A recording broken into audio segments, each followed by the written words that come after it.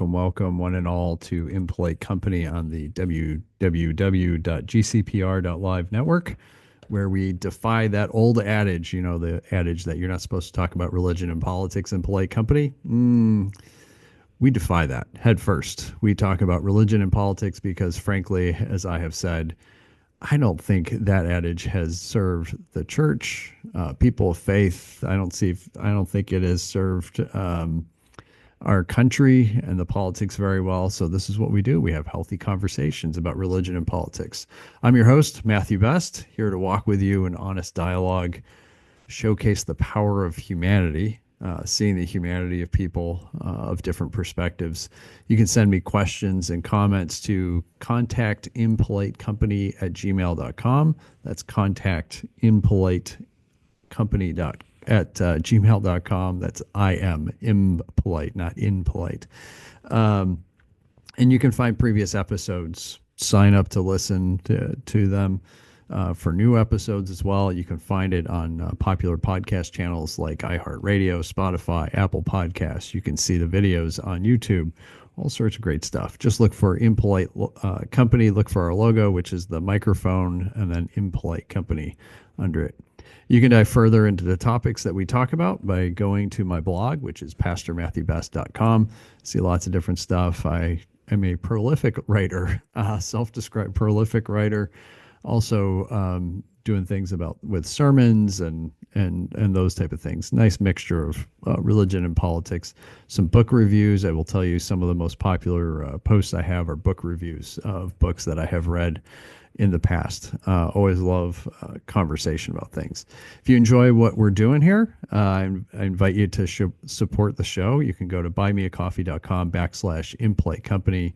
I'll just turn it right around and invest it right back into the show. Before we dive into today's episode, I want to take a couple of moments to highlight a couple things. You can show some love to Christ Lutheran Church in Harrisburg, Pennsylvania, here in the heart of Allison Hill, which is one of the most economically challenged sections of the eastern half of Pennsylvania, easily. It's the church that I'm called to serve as a pastor. And what makes this place special is that we also host 3 free clinics. That since 2018, we've had over 100,000 visits. That's a huge impact. And what is it? Today is March 16th. In 2 weeks from now, on March 30th, I will be running my 20th half marathon, which is the Philly Love Half Marathon. And I'm using it as an opportunity to raise some funds for Christ Lutheran Church. So if you want to support Christ Lutheran Church, especially in this time, now is a great time to do it. You can go to christharrisburg.org/donate, scroll down to Christ Lutheran Church, click that donate button. Some different ways to do that. I have some giving levels, right? So 1310. Why 1310? Because there's 13.1 miles in a half marathon. That would be a nice way to support. Otherwise, $20 because it's my 20th half marathon. If you do that, I'll put your name on. I have a sign down in the hallway. People come in, everybody sees it. It's the sign waiver club, right? One of the other levels is $100. I can give you a hat that says Christ Lutheran Church on it. But those are just a few of the things. So if you want to support Christ Lutheran Church, everything gets turned right back in to try and help as many people as we possibly can and provide healing. A couple of other things. If you care about homelessness, you can check out the Memorial Blanket Project.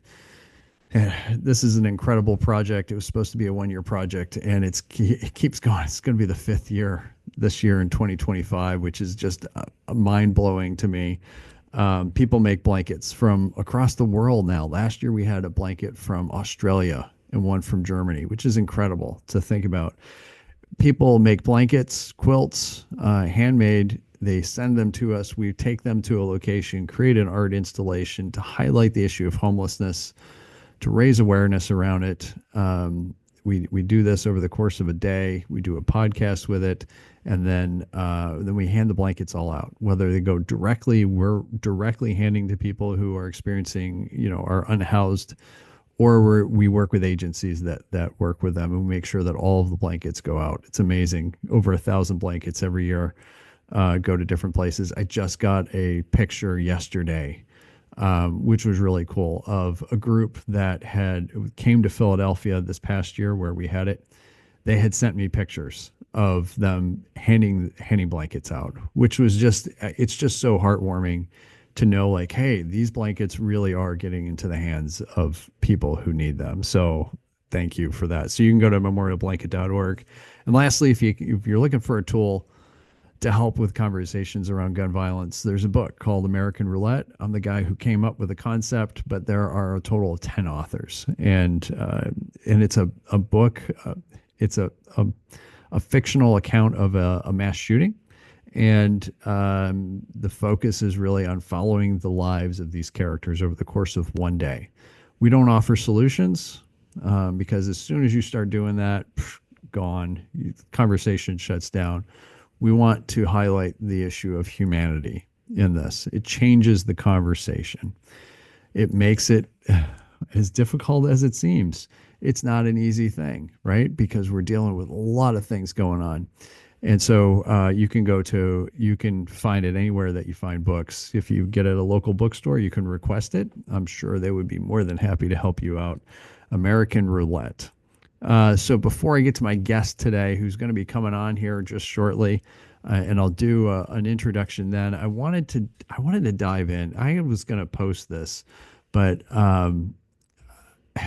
this was really just kind of incredible today. Richard Rohr, who's somebody that I follow a lot, he has a daily meditation that I really want to encourage you, whether you're Christian or not. I think there's a lot of, like, he's a deep thinker, more of on the mystic side of things, and he offers a whole range of different thoughts. He had something that really stuck out to me today, and so I just want to read a little bit of this and then talk a little bit about this, because I think his insight is really important, and I think it will help us when my guest comes on. It will just flow right into it. So this is Richard Rohr, who is a Franciscan background.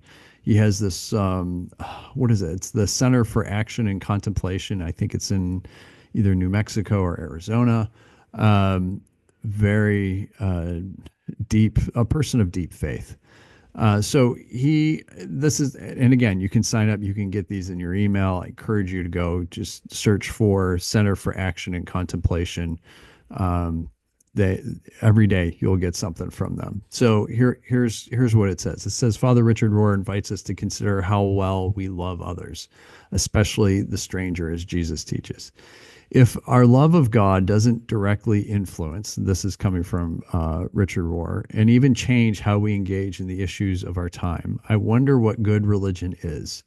God talk becomes an opaque screen in which we see only reflections of ourselves rather than any kind of true light. Anyone who says they love God and hates their brother or sister is a liar. That's from 1 John 4. None of us want to be a liar, yet religion's high goals make failure almost inevitable for all of us. Our daily question is, have I even begun to love? Most Christians tend to echo the cultural prejudices and worldviews of the dominant group of their country, with only a minority revealing any real transformation of attitudes or consciousness.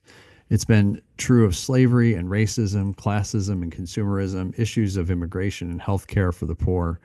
From a religion based on a man who is always healing poor people and praising foreigners, it defies any logical basis analysis. One would think that people who insist they believe in one God would understand that everyone on earth is equally a child of that one God. Christians ought to be first in line to cross artificial boundaries created by nation states, class systems, cultures, and even religions. Often we're the last. It makes me wonder if we believe what we say we believe. Religion too often becomes the way to defend the self instead of the way to let go of the self, as Jesus forthrightly taught. Wow. Let me just say that as I get a drink here, that is a powerful meditation. There's so many things that stick out in this. Where do you even begin, right? I think when Richard Rohr is talking in here about the second paragraph, essentially, most Christians tend to echo the cultural prejudices and worldviews of the dominant group in their country. Ooh, boy, I think we see that in a lot of ways. I think this is where the idea of Christian nationalism really kind of plays its role in this sense of these prejudices and worldviews of the dominant group, or at least a dominant way of thinking. In that, even if it's not the majority, it has this kind of dominating principle to it. And again, he's listing all these things. It's true of slavery, racism, classism, consumerism, immigration, healthcare for the poor, right? And it defies logical analysis. Yes, it does. How can you possibly say that you are following somebody who stands for one set of things, who is, his inaugural address, if you want to think about it, when he preaches in the synagogue and pulls out the scroll from Isaiah, I have come to proclaim good news to the poor, set the captives free, the year of favor for God, all those things, right? How can you claim to follow the person who's saying that and then embrace things that are the exact opposite?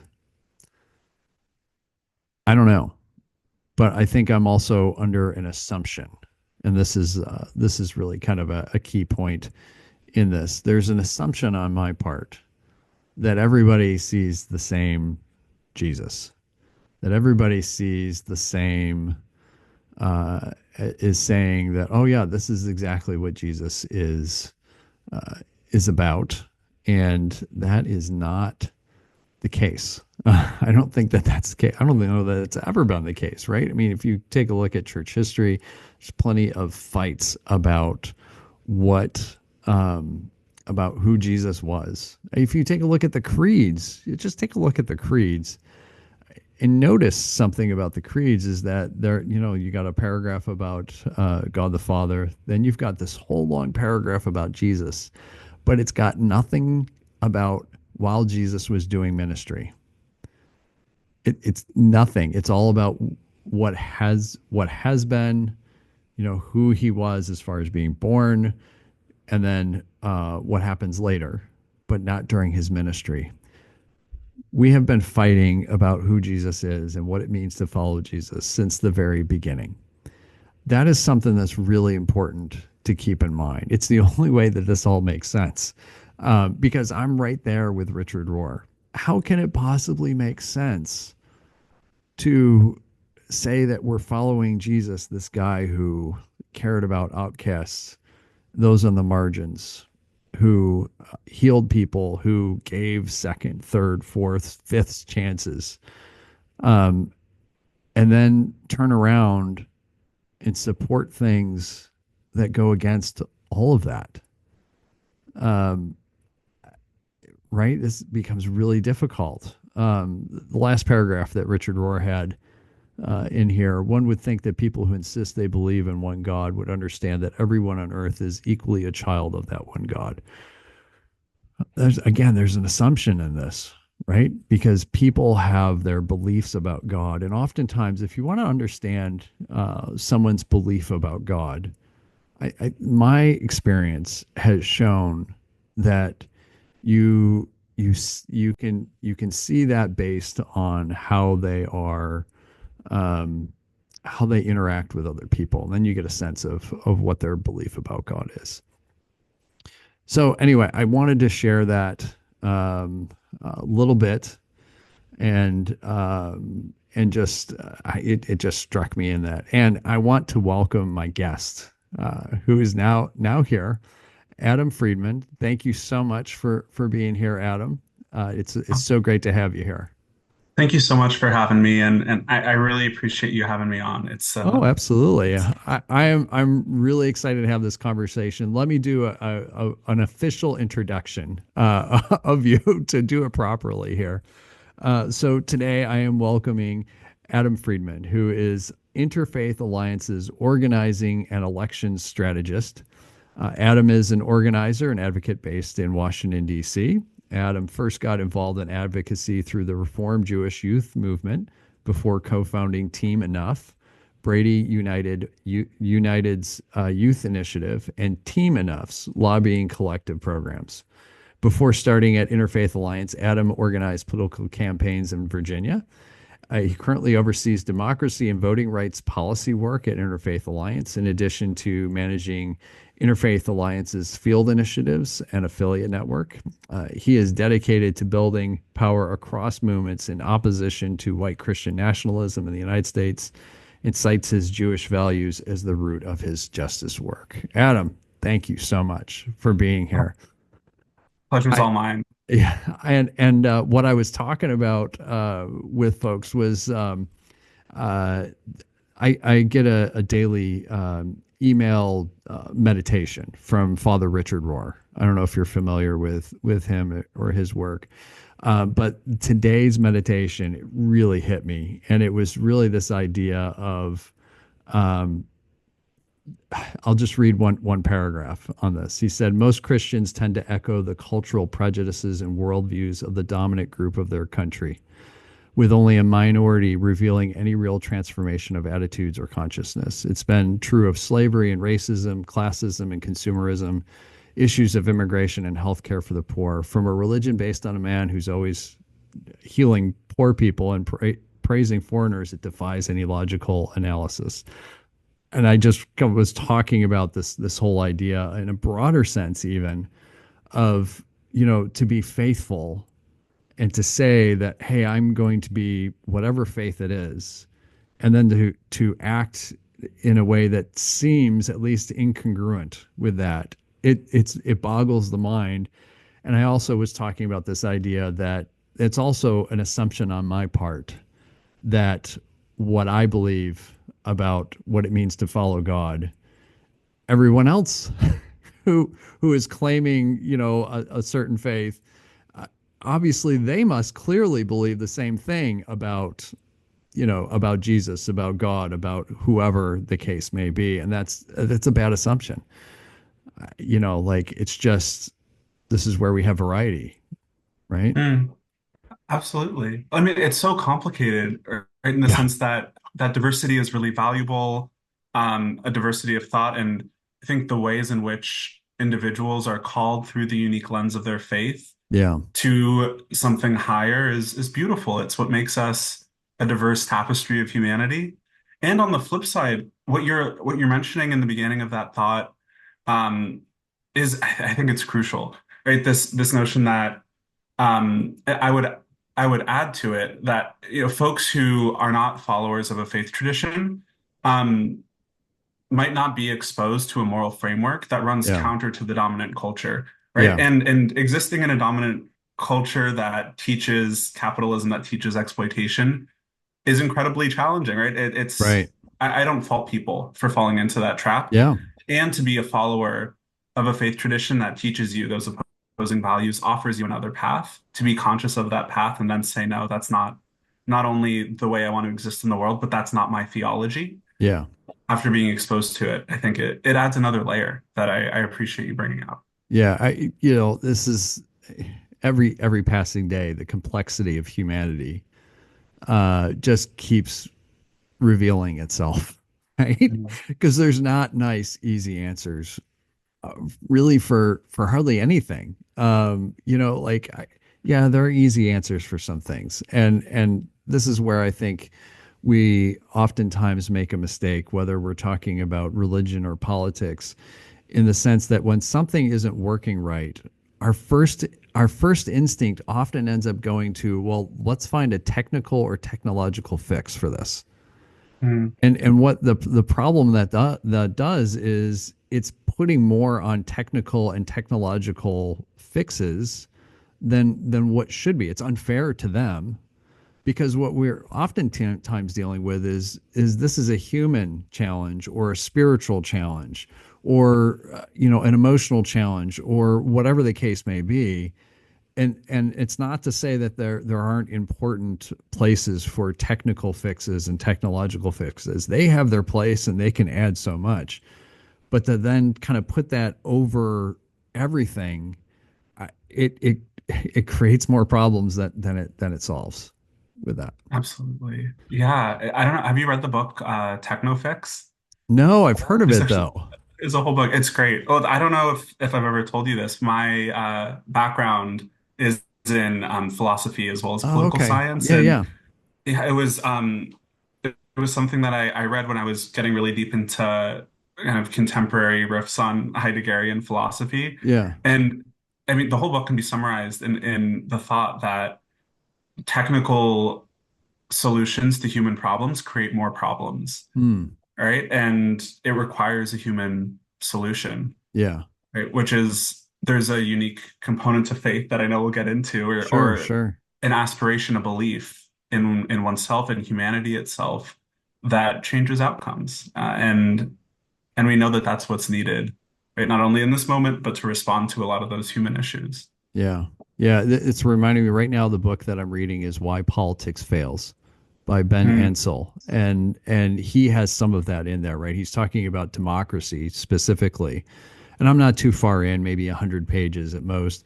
And he's using the example of the Brexit vote in Britain and how that went on for a couple of years without a solution, right? They had the referendum, and then the problem was Parliament figuring out what to do with that referendum, right? And so like Parliament brought in Ben and they brought in a couple of other folks who were experts in whatever it is that they do, and how to decide things.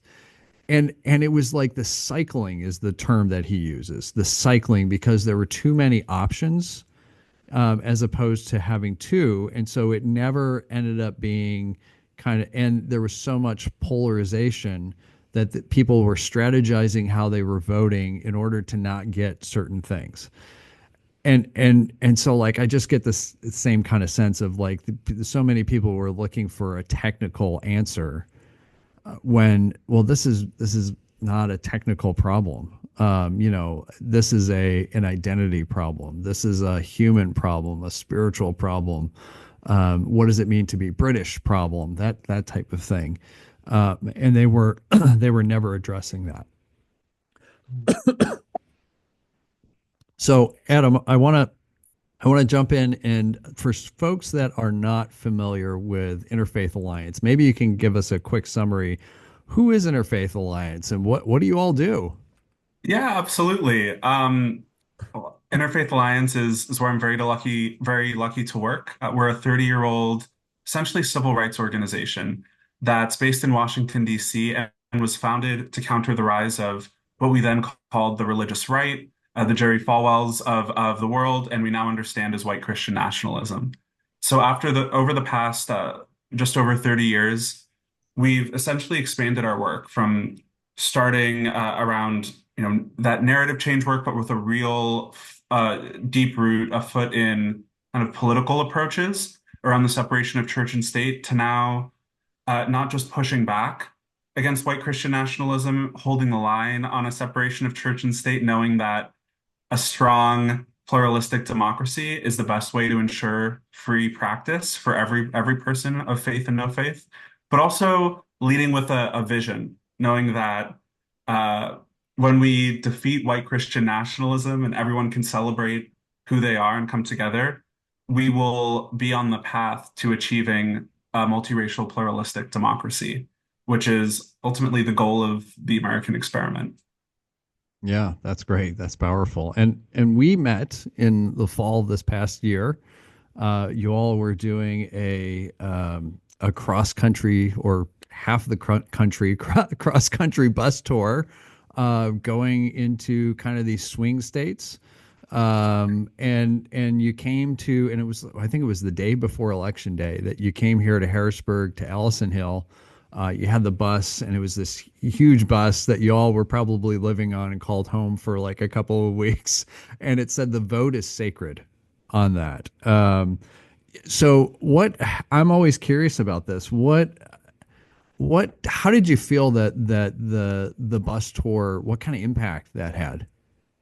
Yeah. Well, first I'll just say, going around the country, we went from Nebraska to Philadelphia, and of course, like you mentioned, we were able to join you in Allison Hill, and across the country, we had the most amazing experiences being welcomed I by bet. people who are, yeah, I mean, just making such an impact in your communities, and I want to thank you for welcoming us and having us. I know that's the community is where you work. You know the folks that we had the Hmm. chance to organize with and advocate with.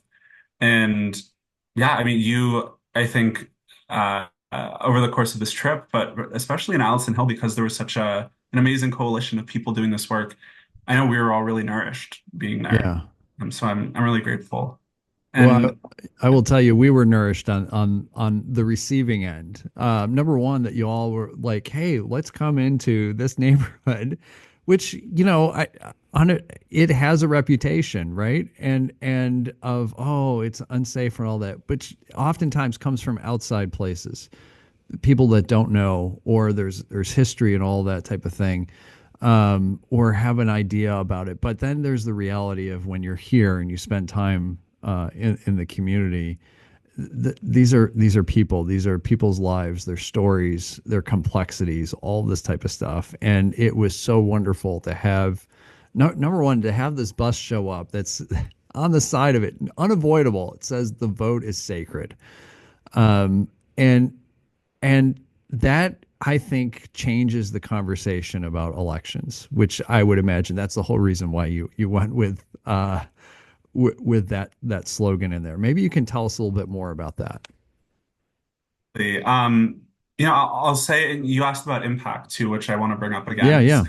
yeah. We started this conversation off kind of comparing these very thought out, technical, logical solutions versus, this potential alternative of something that is pragmatic because it's human.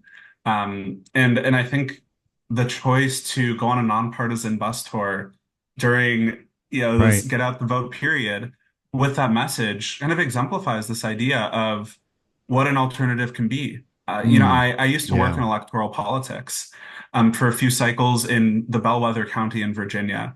And I'll tell you, it was really meaningful. I met amazing people.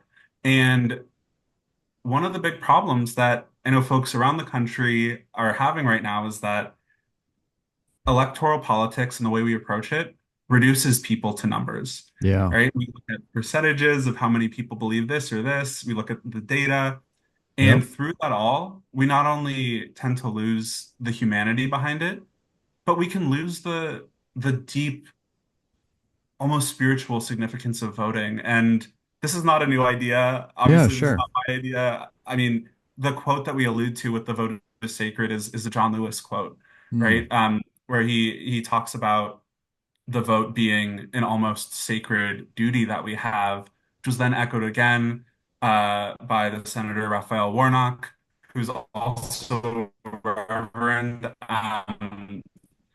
Who who talks about it being this kind of holy practice, right? Seeing this long arc of injustice that slowly but surely we have carved away at to bring voting rights to more and more people.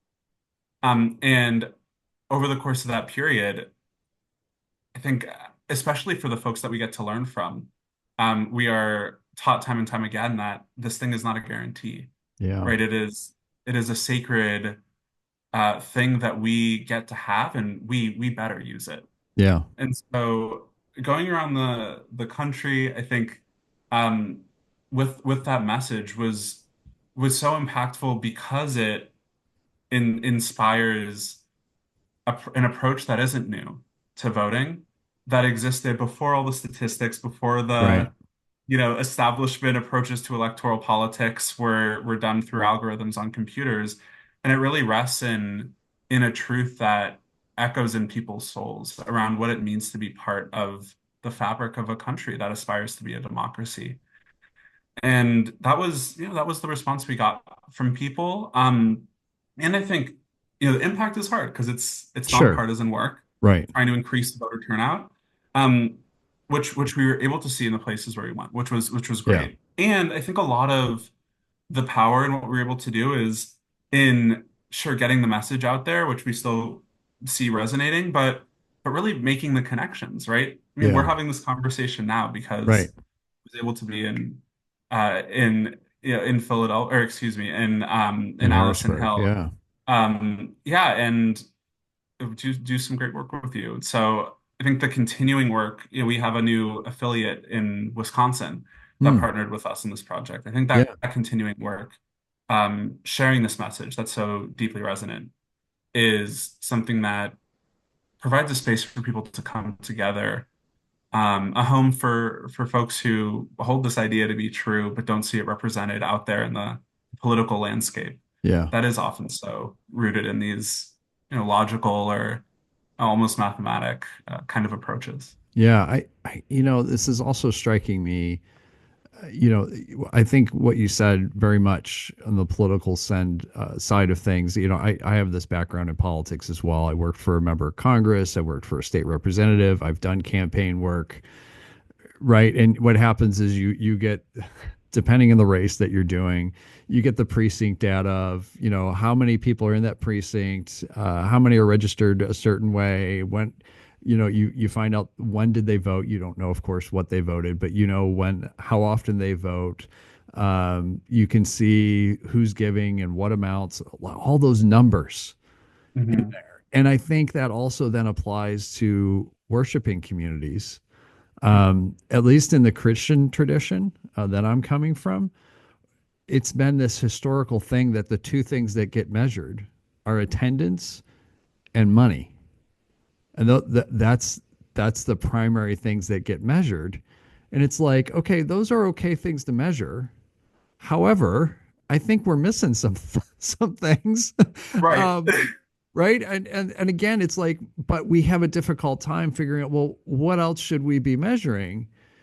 Those are kind of the universal that regardless of where you are, it's easy to measure those things, right? And again, I'm not against measuring those two things, but this is where I think it gets into, we're talking about the complexity of the impact. Oftentimes it's not a nice measurable thing that you can point to, right? Hmm. It's going to take some time. You all have been doing this for 30 years is what you said. And you know, there's a whole long line of lives that are touched and relationships that happen. And because of those relationships, it's kind of like the pebble in the water, just ripples forward. So I want to then ask you about, because we are kind of shifting into this idea of relationship, and I know previous times we've talked about the idea of building bridges, not in a literal sense. You don't want me doing that, but in terms of connecting with people who see things differently, right? Building bridges across ideas to seeing the commonality and what unites us and those type of thing. There's a lot of folks, and you know this very well. There's a lot of folks who are angry and afraid. This is one of the appeals of Christian nationalism, is it kind of speaks to that, and then there's a scapegoat for pointing out why somebody is afraid or why they should be angry, those type of things. And there are, it seems to be that there are an increasing number of folks who would be, I think the poll is like that they have been think it's acceptable to do violence to achieve an end, which is kind of this ends justify the means type of approach. So there's an obvious question and answer to this: is how important is bridge building relationships? But I want to go beyond just the obvious. Maybe to, what does it mean to build bridges for you? What does that mean? Yeah. Oh, I love that question. And I'll say I just talked to a really amazing interfaith group Hmm. doing grassroots mobilization work based in Los Angeles on Okay. Friday. And we actually had a bit of a conversation about that idea of a propensity for violence, Yeah. which I just wanted to mention. I think it's 2023 data from PRRI says 40% of Christian nationalist adherents believe in this idea that things have gotten so bad, in quotes, Mm. we have to resort to violence Wow. to address it, right? Which is it's a horrifying statistic, but Yeah. it also gets at something deeper, which is this sense of both urgency Yeah. and this idea that it's a zero-sum game, right? That we're gonna win or they're gonna win. Yeah. It's we're going to maintain our status as the chosen kingdom, right? For God's white Europeans, Yeah. or we're gonna face the end times. Of course, me quoting Christian nationalists here, obviously I Right. do not believe Right. that. Right. Um, and I think it's important to acknowledge that, there is really important uh, deep relational work that is being done with folks who believe that and hold that to be true and are ingrained in that space. What I want to name is that it's okay not to, feel, oh, I'm really upset about the election or where our country is. And I want to reach out to people who disagree with me. I'm going to try to convince this white Christian nationalist that Jesus is only preaching about love, and like that is the hill I'm going to die on, and I'm going to Yeah. focus on someone who just got pardoned, for Right. rioting on January 6th. Like it's okay not to be there Yeah. and jump Right. to that. Yeah. And I think the first thing that's really valuable in my mind, or really important about approaching bridge building, is recognizing, we are really polarized, and we can build bridges in ways that are, smaller Yeah. and more intentional and approachable and accessible than this bridge between differing theologies and fundamental beliefs. And that's, to me, the heart of what it is. It's recognizing that, we see all this stuff in the national narrative that's Yeah. deeply painful and troubling and causes that fear, that anger, often rightfully so, which is valid. And when it comes to kitchen table issues, to thinking about what your neighbor Yeah. needs and what you need to just be okay in your day-to-day life, those things are very similar. Yeah. And often it is getting lost in these broader narratives perpetuated, Right. at a much bigger level that kind of exacerbate that polarization. And so when we can bring it back down, I think we can have more real conversations. Okay, you're a different political party than I am. That's okay. We both want to fix this pothole that's in the Right. middle of our street here that's Right. causing us to, make our kids feel a little uncomfortable on the way to school. Yeah. Um, I think the little parts of our shared humanity that root the bridge building work is what bridge building is to me, Yeah. right? It's not just finding those small things in common. It's enforcing that shared humanity, and in the process of doing that, uh, almost asserting it to oneself. Like, okay, the Mm. people around me who I disagree with, who it would be so easy for me to not really see as human or see Yeah. as not worthy of being a part of something I care about, a country I live in, whatever it might be. These people are human beings who have loves and fears too, and have families and want similar things at the core level, and we really disagree. And we're in these media silos that are feeding us some really scary things. Yeah. Yeah, I'm Yeah. rambling. No, no, that it was, I did not interrupt you, believe me. Because I'm, I was sitting there going, yeah, that's exactly right. It's reminding me of a professor that I had back in college, way back in the last century, which I sound really old now. Um, uh, but this was a political science professor, and he said the reality is there are no Democrat or Republican ways to collect trash, Mm, right? That's kind of the idea of what you're talking about is, look, the trash has to be collected. There's not a there's not an ideological answer to collecting the trash.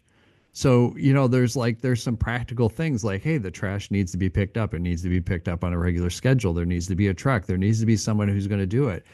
None of that gets into an ideological, or it shouldn't. I mean, I guess somebody could turn it into an ideological type of thing, But the reality is, hey, here's something that the community has said there's a need. Let's work together to figure out the best way to do that, knowing it's not going to be perfect. But hey, there's some things that we can probably that don't get into the level of identity, that don't get into all that type of stuff. The other thing that I heard you talking about, and I've talked about this before, is the idea of taking issues from this abstract in the ether type of thing, where that's where the tweets are, that's where the bumper sticker logic, that's where the arguments on Facebook happen, and all this.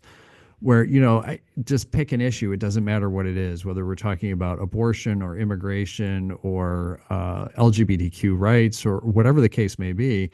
When it's this abstract thing, then people get really like fired up and they get angry, and it's almost like kind of road rage, but for issues, that depersonalized type of thing. But then all of a sudden, if you bring those down from abstract into, immigration isn't this abstract thing, it's so and so that we both know. And that, maybe goes to our house of worship, or that, works in the grocery store, whatever the case may be, lives down the street, or whatever the case may be. And now all of a sudden, it gets more complex, right? It's messier, because now there's somebody's story involved in this. And there aren't just nice, easy stories out there. I've never come across someone who's like, oh yeah, A and then B, and that's it. Mhm. There's a lot that goes into it, just like any of us, right? I mean, we all have our own stories, and they're all complex, and they're messy, and it's kind of like you got A and B, and the arguments that happen on the internet have a nice straight line that connect the two. But when you start talking about actual people's lives, that line goes all over the place, right? It's the squiggly, and it's just a mess. That's what I'm hearing in that. So yeah, I love your answer to that. It was not rambling, believe me. Appreciate it. So I want to talk a little bit about, because this kind of relates to uh, white Christian nationalism. I think it relates to a lot of other things about how religion can be used, and it's been used. I don't, a lot of different religions. They all end up can be used in either healthy or unhealthy ways. They can be used to divide, restrict, impose, those type of things. And the other focus seems to be more of like a love of neighbor, a breaking down of barriers. And again, I'm giving you kind of a range of maybe extremes on that. How much do you think this is grounded in how people see their sense of the divine, like this Mm. projection? Does that question make sense? Could you expand a little Yeah. more? Yeah. So I have this theory that if you want to understand what people actually believe about God, then take a look at how someone is treating other people, because it's our kind of our projection of how God has treated us is how we then go and treat other people. So it's almost this kind of mixture of how. So in a sense, it's kind of like when we read whatever the holy scriptures are for whatever faith. How are we putting ourselves? How much of ourselves are we putting into this versus what are we hearing? And this is kind of going back to kind of the original thing that I was talking about with how can somebody say that they're following this and then do something that seems, at least to an outside observer, to be completely opposite and maybe in conflict with what was just said. Is that helpful at all? That's not only very helpful, that's an incredible question. Um, and wow, I mean, the first thing it makes me think of is this pundit who I won't, name what party that Sure. they're Yeah. they're from, but they weighed in on one of these immigration debates Mm. online that, we Yeah. were alluding to, and somebody was making the point that which I think comes up a lot these days. If Jesus and Mary like came into the US, would they be let in? Right. Right. And someone took it to the point of, if they knocked on your front door, these immigrants, Yeah. from the Middle East Yeah. who might not look like, Right. I think the person who they were speaking to was a white woman. Um, eh, if they knocked on your door, would you let them in? And the person said, not only would I not let them in, if I see an immigrant knocking on my door, I will shoot them. Wow. Right, which is terrifying, so Wow. extreme. This person also purports to be a Christian, which I am not. I'm not going to weigh in on Yeah. the validity of somebody's faith, Yeah, but it sure. was jarring to see Yeah. that. For somebody to just a pundit who goes on TV to say, "I would shoot Jesus," which is it's Wow. so stark. And I think that it kind of exemplifies the extreme that you're Yeah. mentioning, Yeah. where if somebody is in pain, is fearful, has been fed this narrative of, say, a great replacement theory, right? The idea Right. that um, immigrants who are people of color are coming into the US and making it no longer a utopia for white European, Christians, Yeah. and that's all being facilitated by Jews, right? If you bought into those ideas, which obviously are very wrong, just Mhm. on a factual basis, Right. and you're experiencing that fear and that anger, um, in turn, it's not that it's right by any means, but I guess I could get like the lashing out that someone would show. And when you mention this idea of the way someone relates to God is the way they relate to others. I think there's this idea that it doesn't exist in Judaism Mhm. in my practice because Sure. we're Old Testament, Yeah. but Yeah. I've always been so interested in the way that a lot of my Christian friends will talk about a New Testament God versus an Old Testament God, Oh, yeah. and it's fascinating to me, and I think that that idea is something that can be really leaned into, when somebody is feeling afraid and in turn is lashing out, and that's gotten so extreme that they're resorting to saying something like this online, Yeah. right? It's clearly their image of God has become so changed, and I won't say warped, though that's how I feel, because I don't want to place that judgment on someone's Sure. relationship with Sure. God, but um, yeah, I think it's clear that they're leaning into something that is so deeply rooted in a fearful relationship of the power of the divine. Yeah.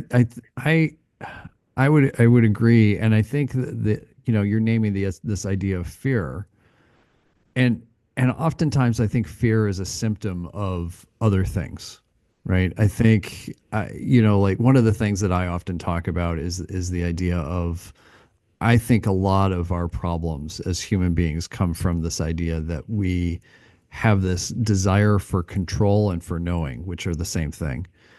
And when we don't feel the security of a sense of control or have a sense of knowing what's going to happen to some degree, a reasonable degree, Hmm. then all of a sudden now there's this sense of fear, right? There's this Yeah. gap that's been created from something that we created, a concept that says, oh, we're supposed to have a certain level of control. We're supposed to know a certain amount of stuff. Hmm. And when we're not reaching those limits, then there's a gap. And something's got to fill that gap. And Yeah. so we end up with fear. We end up with scapegoating of people. There's got to be a reason, right? And one of the things I remember, one of the first classes I took in seminary was called the theology of cancer. Talk about diving right in. And Okay. the first half of the semester was all about the science of cancer at that time. So this is going back to 2012. So, science has certainly changed in that time. And the professor was very clear on saying, you're going to learn this now, but understand that it's going to be outdated by the time you graduate. But that's not the point. And then we spent time in congregations that had somebody either having cancer or lost people to who had cancer, those type of things. And And so much of what was going on is the sense that, there's all these things people want to say, oh, there's a reason why so and so got cancer. And a lot of times it's this kind of like, oh, God must have wanted to teach a lesson or something else, really bad theology. And because we got to have a reason. And the emphasis at the beginning part of it was cancer oftentimes doesn't have a reason. It just is. And it does its own thing. And there isn't a nice, easy answer. It Yeah. just is. And it was like, ooh, wow. That's hard for people to take in, because then there's nothing to fill that gap in Yeah. there. And I just sense that with, what you were talking about, it just kind of brought that to Mhm. mind. So we're getting It's to, go ahead. if I could just briefly Yeah. say, I think that's such a powerful truth because it's not only kind of is the undergirding for what people replace, a fear without answer with, right? But Yeah. I think it also explains why so many, we mentioned the different, how this kind of fear, anger, hatred shows up across different faith traditions. People Yeah. will feel this way. It's a human thing. And I think that kind of explains it, right? Where we're seeing the rise of religious nationalism across faith traditions right now. Yeah. And in the US, of course, white Christian nationalism is of the hegemonic Right. tradition. And I think as a Jewish person, I see that showing up in my own religion, where there's this idea that kind of coming from the other end, uh, supposedly being the chosen people, I think Hmm. kind of creates that sense of power or entitlement for people and privilege that's being stripped away in some way. Sure. Um, and yeah, I think a piece of this is also seeding one's own. It's a human thing that I think people who are not religious grapple with just the same, of seeding one's own privilege Yeah. and recognizing that we are all humans and we have to be equitable in our understanding of self, right? And how the identities we hold, whether we receive some sort of institutional power by virtue of our religious tradition or our gender or race or whatever it might be. Uh, if we have that power, we have to show up for other people in a different Yeah. way. Yeah. I just want to mention that because I think there's no answer to that question of, the Right. theology behind cancer, but I think it adds the texture to, like, right, like we can show up for anybody Yeah. and take care of them if they're in that space. And Yeah. if we have a privileged position in society and have more means or have more resources, whatever it might be, we can show up in a different way. And that's, our obligation, but it's also our privilege. I Yeah. want I, to, I think that speaks a lot to the whole idea also that what's most important is not being right. Right. I mean, this is, to me, I'll often, even when I'm preaching, I talk about the concept of shalom. Because for me, when I hear Jesus talking about the kingdom of God, I think he's talking about shalom. And I go on into a lot of explaining, like, shalom is more than just a greeting of peace. It's a sense of wholeness and completeness and enoughness, right? This is what Jesus is always talking about. The kingdom of heaven is it's shalom, is right, which makes sense. He's coming from, you know, he's Jewish. Of course, he's talking about shalom. That makes perfect sense. And so this kind of gets away from rightness, being right as most important, to again seeing the humanity, being in right relationship. What you were talking about, being showing up for somebody, caring for, loving your neighbor, all those type of things. It's seeing the image of God in people. So that and I'll take that a step further, of if I can see the image of God in my neighbor, it means I can also see it in myself. Which I think oftentimes there's an assumption that, oh yeah, we see the image of God in ourselves. I think there's a lot of folks who struggle with that, and then project that out to onto other people as well, because they're struggling, and life is hard, and stuff happens, and so anyway, I before we're done, and we only got 5 minutes. It's been Gosh, a great conversation so far. I want to give you an opportunity to maybe share like a story of success. I always like to end on some kind of like a good note because we talk about difficult topics. Maybe a story of success that you've had with Interfaith Alliance, and what maybe kind of what can people do, especially right now when they're oftentimes feel like, oh my gosh, what this is overwhelming. Maybe a story that kind of relates to that. Yeah, if you don't mind sharing that. not at all. I appreciate it.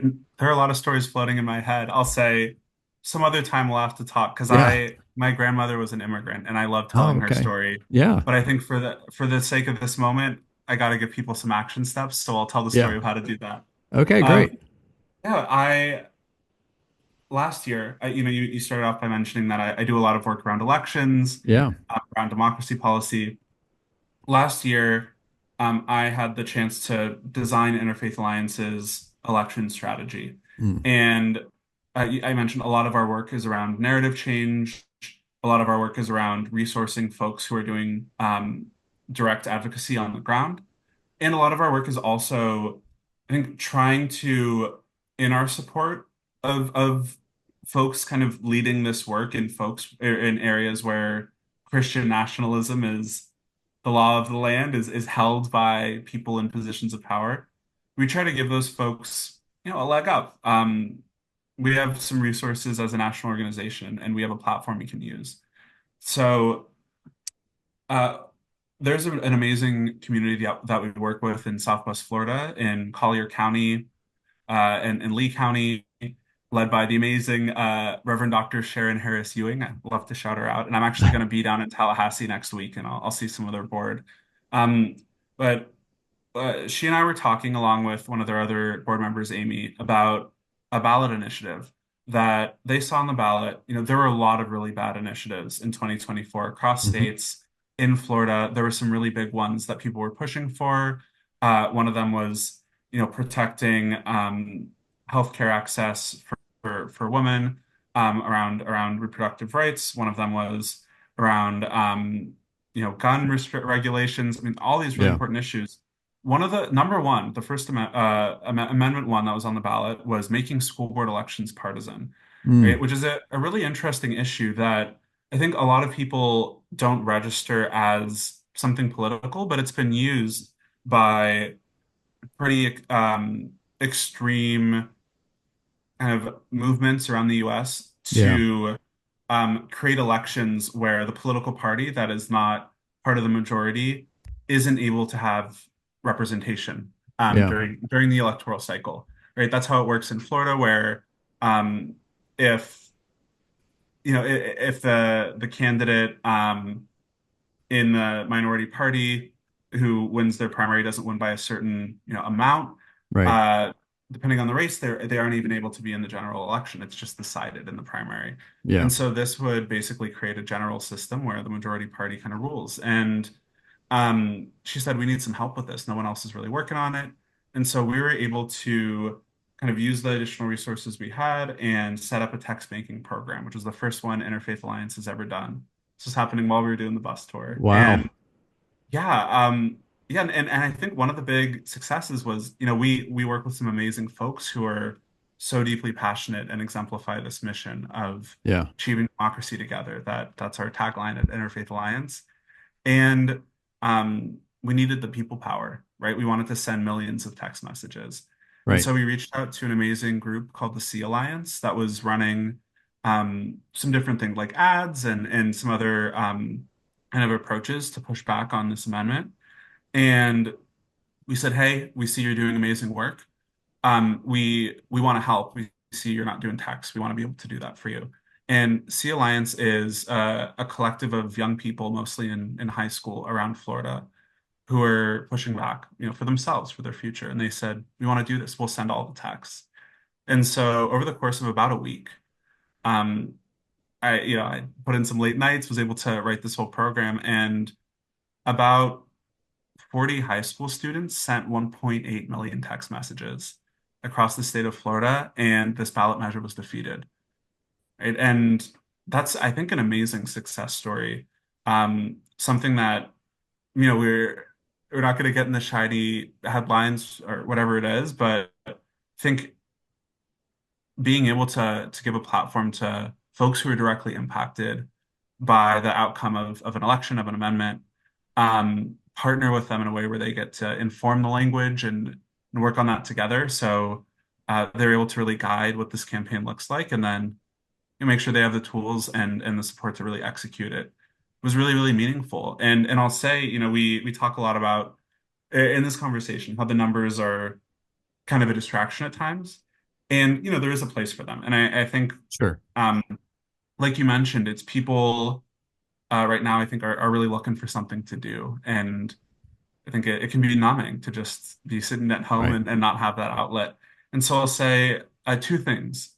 One, while it's not all about the numbers, I think to the people who have been jaded and see it through that lens, sometimes giving them what they want, a million people sending a letter to the Yeah. president saying, don't do this, Yeah. is what's needed. And so we'll say if you go to interfaithalliance.org, we have a whole lot of action alerts where you can advocate directly to your elected official.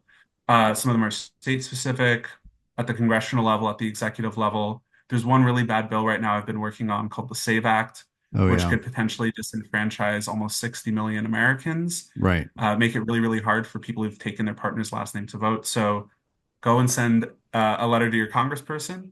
Say the other thing I want to mention, which is a little bit more abstract, but I think is something anyone can do, is this idea of shalom you brought up. Shalom means three things. It means hello, goodbye, and peace.